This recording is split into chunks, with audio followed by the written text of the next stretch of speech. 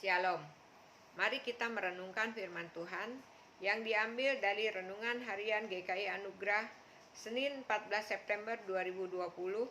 Bangkitkanlah aku ketika spiritualitas manusia mati. Bacaan Alkitab diambil dari Yehezkiel 37 ayat 1 sampai 3 dan 2 Raja-Raja 24 ayat 8 sampai 14. Ayat masnya berbunyi, lalu ia berfirman kepadaku, "Hai anak manusia, dapatkah tulang-tulang ini dihidupkan kembali?" Aku menjawab, "Ya Tuhan Allah, Engkaulah yang mengetahui." Yehezkiel 37 ayat 3. Nabi Yehezkiel hidup sejaman dengan Nabi Yeremia. Usia Nabi Yehezkiel lebih muda dari Nabi Yeremia. Yehezkiel anak Busi, seorang imam dari Bani Sadok. Ia dilahirkan dan dibesarkan di tanah Yehuda hingga usia 25 tahun. Ia sedang dipersiapkan menjadi imam di Bait Suci pada saat bangsa Babil menyerang Yerusalem tahun 597 sebelum Masehi dan membawanya bersama 10.000 tawanan ke negeri pembuangan di Babil. 5 tahun kemudian, 593 sebelum Masehi, saat Yehezkiel berusia 30 tahun, usia yang biasanya seseorang diangkat menjadi imam, Allah memanggilnya menjadi nabi. Selama 6 tahun pertama Yehezkiel dipanggil untuk berkhotbah bagi umat Israel di negeri pembuangan.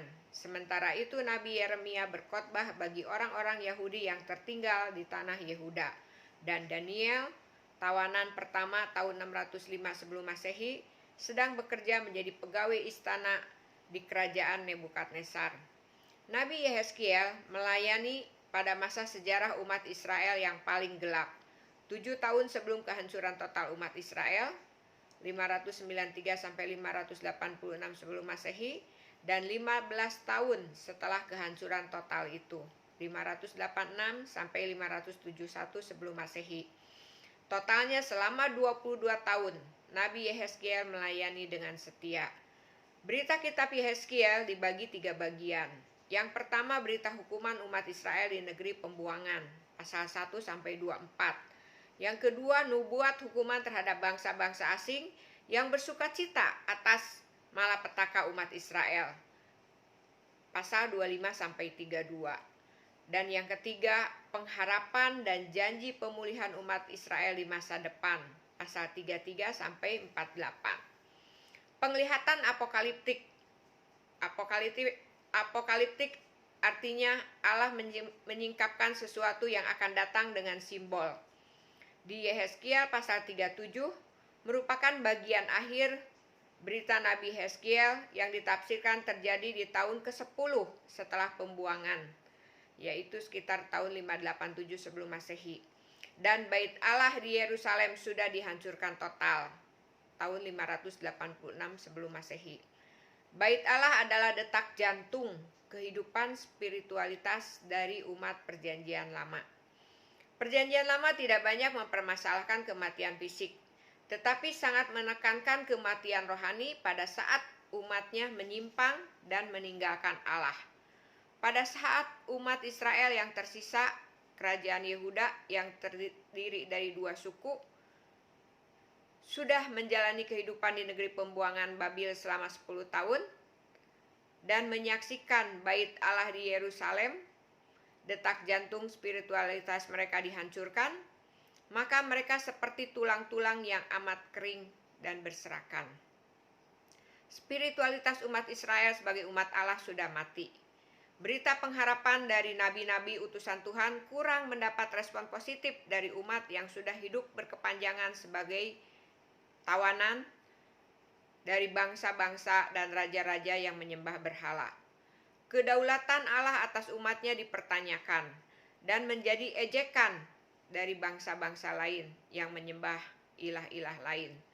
Nabi Yehezkiel harus menubuatkan pengharapan dari perjanjian Tuhan yang setia dan akan membangkitkan setelah melewati proses penghukuman yang masih memerlukan waktu jangka panjang 70 tahun, 1 generasi di negeri pembuangan.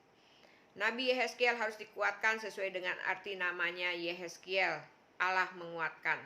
Dengan demikian, berita pengharapan yang tidak akan direspon oleh para pendengarnya pun akan tetap dikumandangkan.